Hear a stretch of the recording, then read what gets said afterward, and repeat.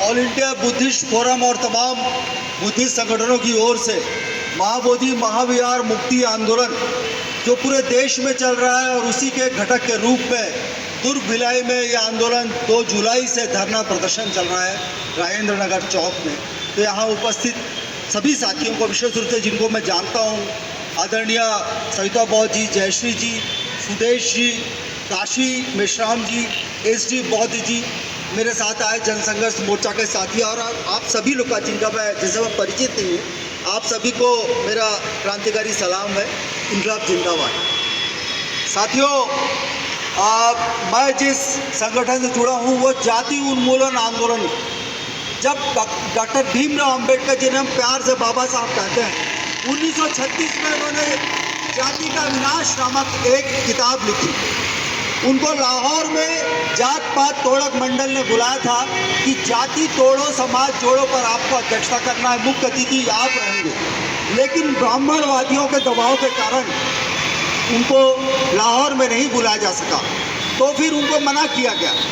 उसके बाद उन्होंने ये तय किया, मैं लाहौर नहीं जाऊंगा, लेकिन भारत के समाज में सबसे बड़ा अभिशाप निर्मम जाति व्यवस्था है, जो एक क्रूर मनुस्मृति के आधार पर तय किया गया है।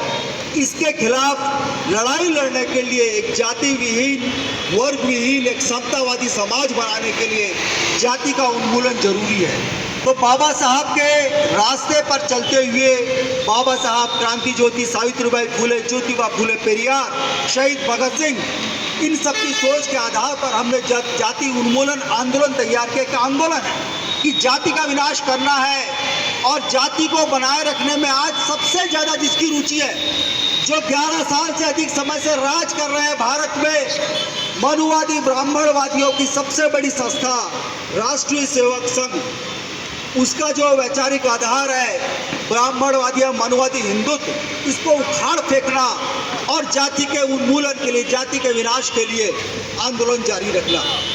जब हम ये बात करते हैं, बाबा साहब कहते हैं कि भारत में जहाँ भी मुड़ो चारों तरफ जाति है।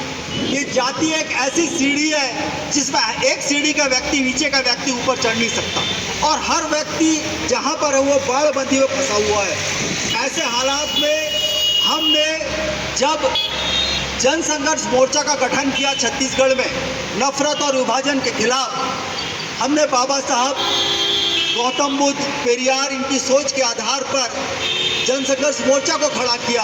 तो सविता जी, जयश्री जी, तमाम परिश्रमों के बावजूद ये महिलाएं हमारे साथ जुड़ी है, लड़ाकू महिलाएं हैं। मैं इनका नमन करता हूँ ऐसी महिलाओं का जो महिलाएं समाज से हैं, बौद्ध समाज से, क्योंकि इनके अंदर शुरू से ही बोधिसत्व की समतावादी सोच जुड़ी हुई है। तो साथियों, आज मैं ये घोषणा करता हूँ कि जाति उन्मूलन आंदोलन शुरू से बोल रहा है 1948 से गलत हुआ, गलत। भारत की आज़ादी मिलने के बाद सबको आज़ादी नहीं मिल पाई और तमाम धर्म के लोगों को अपने धर्म के प्रमुख लोगों के जरिए अपने धार्मिक संस्थानों को संचालन करने का अधिकार है, जैसा कि अरविंद जी ने बताया और बाकी साथियों ने भी बताया। लेकिन सिखों को है, मुसलमानों को है, जैनियों को है, हिंदुओं को तो बहुत सब सारा चीज़ है, तो बौद्धों को क्यों नहीं? और ये 1948-49 में जो षड्यंत्र हुआ, जिसके तहत मैं कहूँगा सिर्फ गैर बौद्ध बोलने से बात स्पष्ट नहीं होती, सबसे ज़्यादा मनुवादी ब्राह्मणवादी तबका ने कब्जा किया बोधि गया के महाविहार को।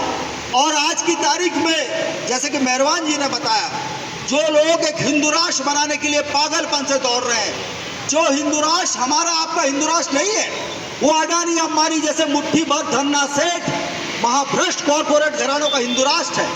जिस हिंदू राष्ट्र में आपके और हमारे जैसे लोग, दलित, शोषित, आदिवासी महिलाएं, जिन्हें मनुस्मृति गुलाम समझता है, इंसान का दर्जा भी प्राप्त नहीं है हमें, इसके साथ मुसलमान, ईसाई और तमाम अल्पसंख्यक और गरीब किसान मजदूर, ये सब कीड़े मकोड़ों के हालात में होंगे, इनकी कोई औकात नहीं होगी।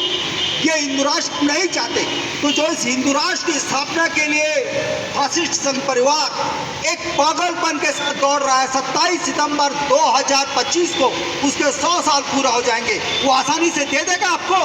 वो चाहता है कि तमाम वो सिखों को भी बोलता है सिख भी हमारा हिंदू का सनातन से निकला है, वो बोलता है जैनी भी यहीं से निकला है, और बोलता है मुसलमानों को नागरिकता का अधिकार नहीं दो, बाकी को हिंदू का ठप्पा लगाओ, हिंदू राष्ट्र के नाम से उल्लू बनाओ, हिंदू खतरे में आकर के वोट लेते रहो और चुनाव जीतने के बाद सिर्फ सनातन वैदिक धर्म की जय जयकार करो, बाकी सबको लात मारो।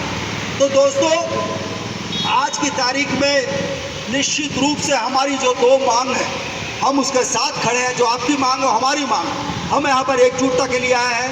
हमारे बनारस के जाति उन्मूलन के साथी, यूपी के साथी बोधगया में गए थे, आंदोलन में भाग लिए और लगातार हमारा संपर्क बने रहा। जहाँ पर भी, दिल्ली में कहीं पर भी प्रदर्शन हुआ, हर जगह हमारे साथियों ने भाग लिया।